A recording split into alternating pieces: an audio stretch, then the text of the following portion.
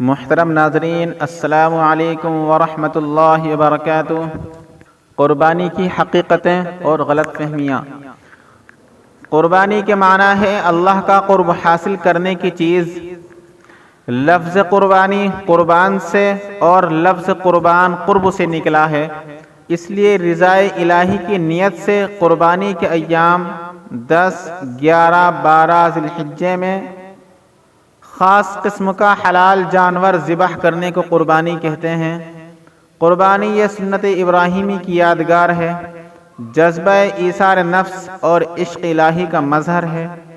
قربانی کی تاریخ بابا آدم علیہ السلام کے 2 بیٹوں حابیل اور قابیل کی قربانی سے ہی شروع ہوتی ہے۔ یہ سب سے پہلے قربانی تھی۔ ارشاد باری تعالی ہے، وَاتْلُ عَلَيْهِمْ نَبَأَ ابْنَيْ آدَمَ بِالْحَقِّ إِذْ قَرَّبَا قُرْبَانًا فَتُقُبِّلَ مِنْ أَحَدِهِمَا وَلَمْ يُتَقَبَّلْ مِنَ الْآخَرِ۔ سورہ مائدہ۔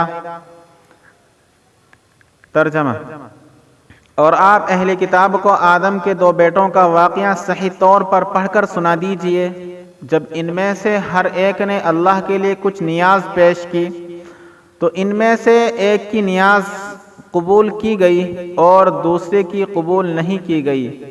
حضرت ابن عباس رضی اللہ عنہ کی روایت کے بموجب حابیل نے مینڈے کی قربانی کی اور قابیل نے کھیت کی پیداوار میں سے کچھ غلہ صدقہ کر کے قربانی پیش کی۔ اس زمانے کے دستور کے موافق آسمانی آگ نازل ہوئی اور حابیل کے مینڈے کو کھا لیا، قابیل کی قربانی کو چھوڑ دیا۔ بحوالہ تفسیر ابن کثیر۔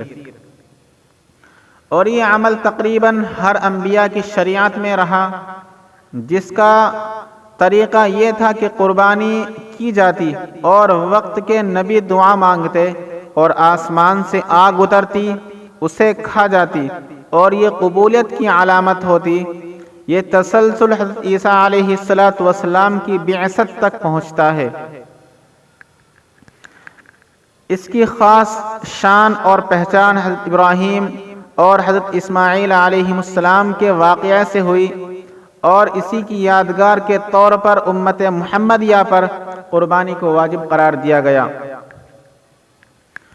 قربانی کی حقیقت۔ قربانی سنت ابراہیمی کی یادگار ہے۔ حضرت ابراہیم علیہ السلام کو حکم ملا اور حکم بھی صراحتاً نہیں بلکہ خواب میں اشارتاً بتایا گیا کہ اپنا بیٹا ذبح کرو، تو باپ نے حکم کی اتباع میں ایک لمحے کے لیے بھی رک کر تأمل نہیں کیا، پلٹ کر اللہ سے یہ نہیں پوچھا کہ یا اللہ یہ حکم آخر کیوں، اس میں کیا حکمت ہے اور کیا مصلحت ہے۔ البتہ بیٹے سے امتحان اور آزمائش کے لیے سوال کیا کہ اے بیٹے، میں نے تو خواب میں یہ دیکھا ہے کہ تمہیں ذبح کر رہا ہوں، اب بتاؤ تمہاری کیا رائے ہے۔ سورہ صافات۔ بیٹا بھی حضرت ابراہیم علیہ السلام کا بیٹا تھا، وہ بیٹا جن کے صلب سے خاتم النبیین دنیا میں تشریف لانے والے تھے۔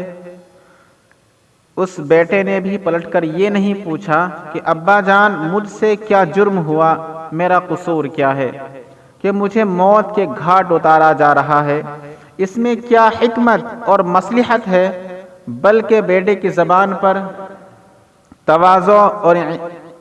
تواضع سے لبریز ایک ہی جواب تھا، ابا جان آپ کے پاس جو حکم آیا ہے اس کو کر دیجئے، اس کو کر گزریے، اور جہاں تک میرا معاملہ ہے تو آپ انشاءاللہ مجھے صبر کرنے والوں میں سے پائیں گے۔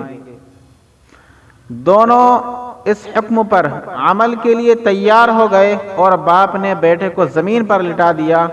اس وقت بیٹے نے کہا کہ ابا جان آپ مجھے پیشانی کے بل لٹائیے، اس لیے کہ اگر سیدھا لٹائیں گے تو میرا چہرہ سامنے ہوگا اور کہیں ایسا نہ ہو کہ آپ کے دل میں بیٹے کی محبت کا جوش آ جائے اور آپ چھری نہ چلا سکیں۔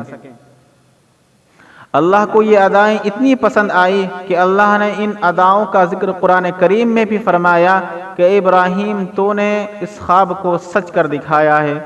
سورہ صافات۔ اب ہماری قدرت کا تماشا دیکھو۔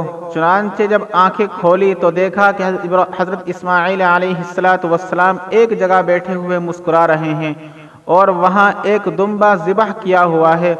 اللہ کو ان کا یہ عمل اتنا پسند آیا کہ قیامت تک کے لیے اس کو جاری کر دیا۔ چنانچہ فرمایا ہم نے آنے والے مسلمانوں کو اس عمل کی نقل اتارنے کا پابند بنا دیا ہے، پابند کر دیا ہے۔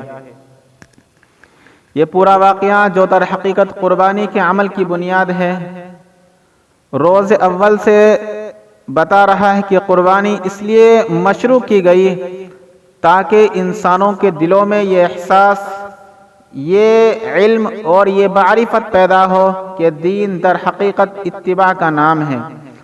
جب اللہ کا کوئی حکم آ جائے تو عقلی گھوڑے دوڑانے کے بجائے ہم اللہ کے حکم کی پیروی کریں، اس کے حکم کے سامنے اپنا سر تسلیم خم کریں۔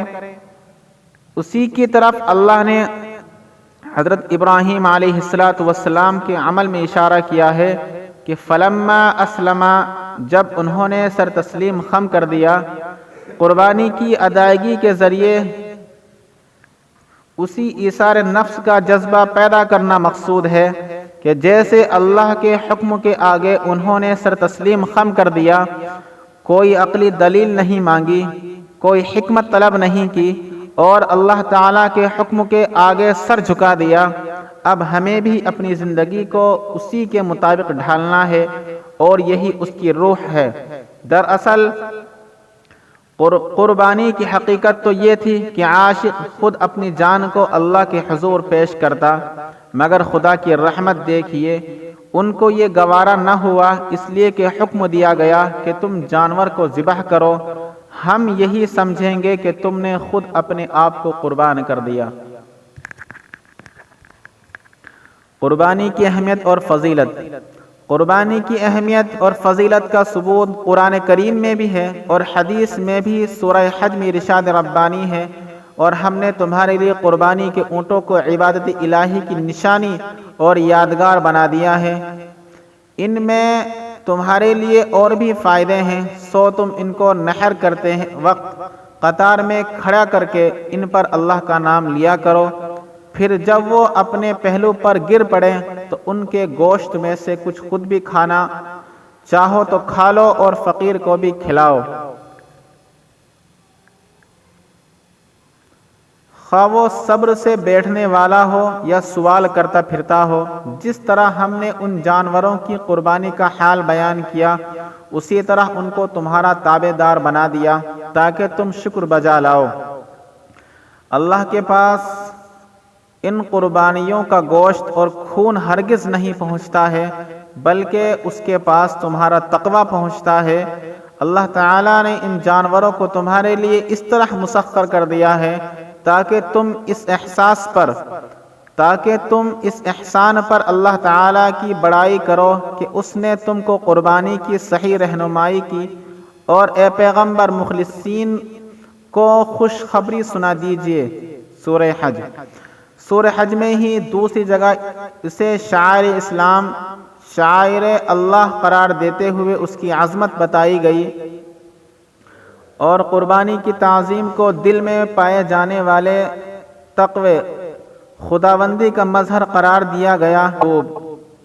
اور جو شخص اللہ کی نشانیوں اور یادگاروں کا پورا احترام قائم رکھے تو ان شعائر کا یہ احترام دلوں کی پرہیزگاری سے ہوا کرتا ہے۔ اللہ عمل کی توفیق عطا فرمائے۔